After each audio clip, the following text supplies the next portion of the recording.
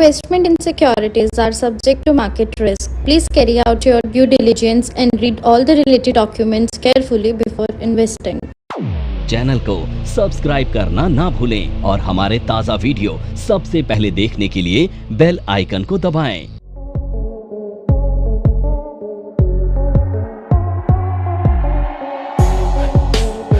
देखो यूएसए में नॉर्मली क्या होता है कि जब डेटा आता है ना तो हमारा टाइम और यूएसए का टाइम दोनों का अलग है। हमारी जब मार्केट बंद हो जाती है उसके बाद यूएसए का डेटा आता है, ठीक है।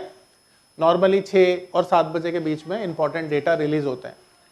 तो यूएसए का जो सबसे पहला डेटा है ना उसको हम कहते हैं रिटेल सेल्स। अब रिटेल सेल्स का जो डेटा है ये इंपॉर्टेंट डेटा है क्योंकि इससे यूएस की इकोनॉमी को प्रिडिक्ट किया जाता है कि उनके देश में ग्रोथ कैसी हो रही है।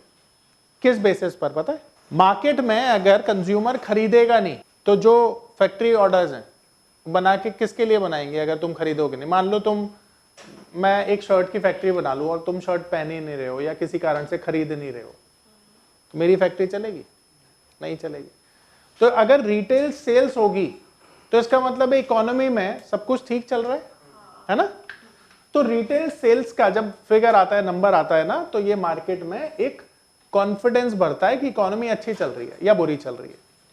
तो अगर रिटेल सेल्स बढ़ती है तो ये तो अच्छी बात है ना इकोनॉमी के लिए, तो इसे पॉजिटिव माना जाता है। दूसरा जो डेटा होता है उसे हम कहते हैं कंज्यूमर कॉन्फिडेंस। अब देखो कंज्यूमर कॉन्फिडेंस क्या होता है? कंज्यूमर अपनी स्पेंडिंग को लेकर कितना कॉन्फिडेंट है। मान लो तुम्हारे पास एक अच्छी नौकरी है, तुम्हारे पास एक अच्छा बिजनेस है जो अच्छा रन कर रहा है, तो तुम्हें कोई परेशानी है पैसे खर्च करने में? नहीं है ना।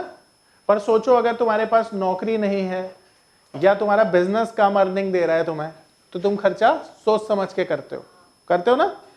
तो जब तुम खर्चा सोच समझ के करते हो, कम करते हो, तो तुम्हारा कॉन्फिडेंस लो होगा या हाई होगा? और जब ज्यादा करते हो तो हाई। तो कंज्यूमर कॉन्फिडेंस बताता है कि कंज्यूमर अपनी स्पेंडिंग को लेकर कितना कॉन्फिडेंट है। इसका बढ़ना मतलब कंज्यूमर ज्यादा पॉजिटिव है, पॉजिटिव माना जाता है इसका बढ़ना, ठीक है। तीसरा है, देखो फैक्ट्री को ना जो ऑर्डर्स मिलते हैं उन्हें कहता है कोर गुड्स ऑर्डर। अब ये डेटा आपको बताता है कि जो ऑर्डर मिल रहे हैं ना फैक्ट्रीज को, वो कितने ज्यादा मिल रहे हैं। अब मानो कि कंज्यूमर अगर डिमांड करेगा तभी तो उनको ऑर्डर्स भी मिलेंगे, है ना। तो इसका बढ़ना पॉजिटिव माना जाएगा और गिरना नेगेटिव माना जाएगा, ठीक है। इसके बाद सबसे इंपॉर्टेंट नंबर जो होता है वो होता है अनएम्प्लॉयमेंट। देखो अनएम्प्लॉयमेंट का जो नंबर होता है ना वो इतना इंपॉर्टेंट इसलिए होता है क्योंकि दुनिया में हर चीज की वजह होती है बेरोजगारी। बेरोजगारी अगर बंदे के पास है तो ना तो वो डिमांड कर पाएगा, ना ही कुछ चीज की। नमस्कार दोस्तों, क्या आप स्टॉक मार्केट में शुरुआत करने का सोच रहे हैं और क्या आपको यह समझ में नहीं आ रहा है कि आपकी शुरुआत कहां से होनी चाहिए? तो मैं आपको एक ऐसा कोर्स सजेस्ट करने जा रहा हूं जो आपकी लाइफ चेंज कर सकता है। और मैं बात कर रहा हूं NIFM का advance level of smart investor course की, जो आपकी लाइफ चेंज कर सकता है। जी हां, आपने सही सुना। NIFM आपके लिए लेके आया है एक ऐसा शानदार कोर्स जो आपको बताएगा कि किस तरह से आप स्टॉक मार्केट में सक्सेसफुली पैसा कमा सकते हैं। और ये कोर्स है advance level of smart investor. Advance level of smart investor course आपको हर छोटी से छोटी और बड़ी से बड़ी मार्केट की बारीकियों के बारे में जानकारी देता है और ये सभी जानकारियां आपको इस मार्केट में पैसा कमाने में बहुत ज्यादा मददगार साबित होती हैं। तो इस कोर्स को करने के बाद आप मार्केट में सक्सेसफुल ट्रेडर और सक्सेसफुल इन्वेस्टर बन सकते हैं। रुक जाएगी सारी चीजें। तो देखो अनएम्प्लॉयमेंट, अब हमारे देश में क्या होता है ना, हमारे देश में तो बहुत सारे बेरोजगार हैं। अमेरिका में ऐसा नहीं होता। अमेरिका में अगर कोई बेरोजगार है ना तो उसको सरकार क्या करती है? कंपनसेट करती है ना, बेरोजगारी भत्ता देती है, इंश्योरेंस क्लेम करती है। अब ये अच्छा भी नहीं माना जा सकता क्योंकि इस पे डायरेक्टली सरकार का बर्डन आएगा, है ना। तो जब भी अनएम्प्लॉयमेंट बढ़ेगी तो ये देश के लिए तो अच्छा माना नहीं जाएगा ना, तो इसका गिरना अच्छा माना जाता है, ठीक है। अब इसके बाद new home sales. New home sales का मतलब क्या है कि मार्केट में कितने नए घर किसी परिवार ने पहली बार खरीदे। जैसे मान लेते हैं तेरे पास तेरी कमाई का तो कोई घर नहीं है, तू पहली बार घर खरीदेगा, तो वो इस डेटा में रिकॉर्ड होगा। ठीक है, तो कोई भी जब पहली बार घर खरीदता है तो वो किस में काउंट होता है? न्यू होम सेल्स नंबर में। तो अमेरिका में नहीं। अब ये जो है ना, अब समझो कि जब एक घर बिकता है ना तो बहुत सारी इंडस्ट्रीज को रोजगार मिलता है, जैसे labour, cement, capital good, paints, है ना। तो न्यू होम सेल्स अगर नंबर बढ़कर आता है तो ये बड़ा अच्छा माना जाता है इकोनॉमी के लिए। ठीक है, अब ये 5 डेटा किसके हैं? अमेरिका के। अब ये चाइना का डेटा है एक, जो आपको हमेशा देखना है, और उसका नाम है purchase manager index, PMI। Most important data है बेस मेटल के प्राइस के लिए, बेस मेटल के शेयर्स के लिए। अब चाइना का ही PMI क्यों देखना इंपॉर्टेंट है? क्योंकि चाइना दुनिया का सबसे बड़ा मैन्युफैक्चरिंग हब है। तो PMI क्या होता है समझो, परचेज मैनेजर इंडेक्स। इकोनॉमी के 400 सबसे बड़े मैनेजर्स को सर्वे किया जाता है कि आपके जो इन्वेंट्री है क्या सही से मेंटेन हो रही है, नए ऑर्डर्स आपको मिल रहे हैं कि नहीं मिल रहे। उनको सर्वे करने के बाद इसका एक वो निकाला जाता है पैरामीटर, और वो पैरामीटर होता है लेस देन 50 या ग्रेटर देन 50। ठीक है, अब नॉर्मली जैसे हम पास परसेंटेज की बात करें तो कई जगह 40% पासिंग परसेंटेज होती है, कई जगह 33 होती है। तो अगर मैं 50% पासिंग परसेंटेज मान लूं तो इसके ऊपर जब ये डेटा आएगा तो ये पॉजिटिव माना जाए, और जब ये इसके नीचे आएगा तो ये नेगेटिव माना। अब अगर ये नेगेटिव आया तो किस किस के लिए नेगेटिव होगा? बेस मेटल के शेयर के लिए और बेस मेटल के प्राइस के लिए। ठीक है, अब ये डेटा आप कहां देख सकते हो? ये डेटा देख सकते हो आप forexfactory.com। ये forexfactory.com पे ये डेटा आप देख सकते हो, जो अभी मैंने बताया आपको, ये सब आप देख सकते हो। तो ये forexfactory.com आपने वेबसाइट देखी। अब यहाँ कैलेंडर पे चले गए। अब ये देखो कैलेंडर दिख रहे हैं। अब जैसे यहाँ पे आपने 23 तारीख देखी, ठीक है, तो इसी तरह से आप देख लो कौन कौन से नंबर्स किस तरह इंपॉर्टेंट जो नंबर्स होते हैं ना, जैसे देखो यूएस का ही आ रहा है ना, तो कब है? 24 तारीख को है।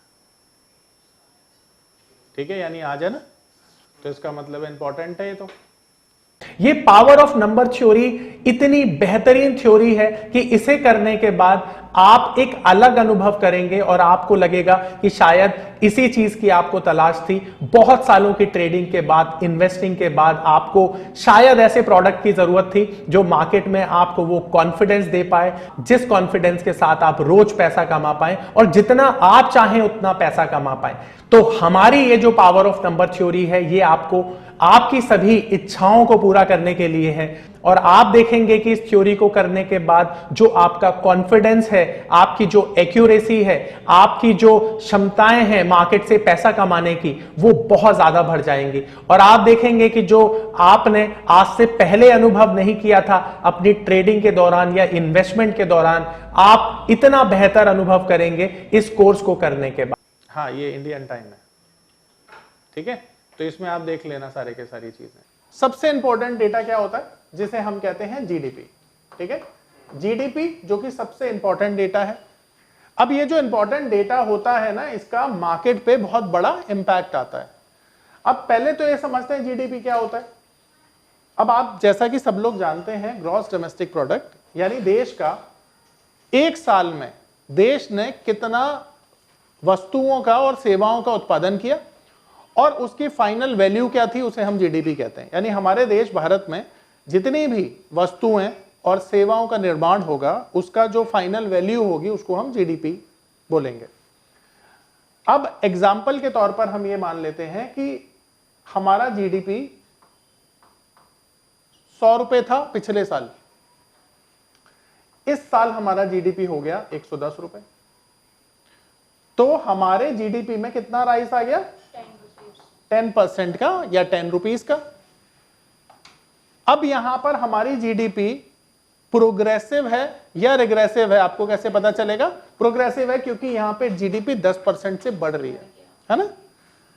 अब मान लो कि 100 रुपए से अगर जीडीपी 101 रुपए भी हुआ होता तब भी तो वो इंक्रीज ही हो रहा है, पर अगर 100 रुपए से 99 रुपए हो जाता तो ये डिक्रीज हो रहा है।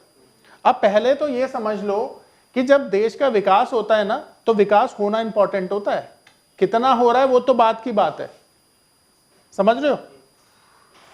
तो सबसे पहली चीज कि मार्केट ये देखना चाहता है कि इकोनॉमिक की ग्रोथ हो रही है, तो जब भी जीडीपी बढ़ के आता है मार्केट इसे पॉजिटिवली लेता है, और जब भी ये गिर के आता है तो मार्केट इसे नेगेटिव लेता है। तो जीडीपी का बढ़ना अच्छा माना जाता है। अब जीडीपी ही क्यों सबसे मोस्ट इंपॉर्टेंट डेटा होता है, अगर हम इसको समझें तो हम सिर्फ ये समझ सकते हैं कि जो हमारा जीडीपी है ना उसमें दो तरह का कंट्रीब्यूशन होता है। देखो हमारे यहां पर जो लिस्टेड कंपनीज है ना, जो लिस्टेड कंपनीज हैं हमारे यहाँ पे 7000 प्लस कंपनीज, ये जीडीपी में ना लगभग अप्रोक्स 80% तक कंट्रीब्यूट करती हैं। तो समझो कि अगर हमारा जीडीपी बढ़ रहा है तो उसकी वजह क्या है, इन 7000 कंपनीज की ग्रोथ। अगर यहां पर ग्रोथ हो रही है तभी तो जीडीपी बढ़ रहा है। अब तुम स्टॉक मार्केट की बात करते हो तो स्टॉक मार्केट की जब ग्रोथ होती है तो ही तो FIIs आते हैं इन्वेस्ट करने के लिए, तुम लोग भी इन्वेस्ट करते हो तभी जब ग्रोथ होती है। तो जीडीपी क्यों सबसे इंपॉर्टेंट डेटा माना जाता है, क्योंकि जीडीपी से ये रिफ्लेक्ट होता है कि जो लिस्टेड कंपनियां हैं वो कितनी ग्रोथ कर रही हैं। और जब भी जीडीपी की ग्रोथ होगी ये मान लिया जाएगा कि हमारे देश की भी ग्रोथ हो रही है और स्टॉक मार्केट की उन कंपनीज की भी ग्रोथ हो रही है जो लिस्टेड है। अब अगर जीडीपी गिर रहा है तो इसका मतलब है ये लिस्टेड कंपनियों की परफॉर्मेंस भी गिर रही है। तो जब परफॉर्मेंस गिर रही है तो फिर इन्वेस्टमेंट कैसे आएगा, आ रहा समझ में। तो जीडीपी क्यों इंपॉर्टेंट होता है, समझ में आ गया। अब ये जीडीपी ना क्वार्टरली रिलीज होने वाला डेटा है, हर क्वार्टर में रिलीज होता है।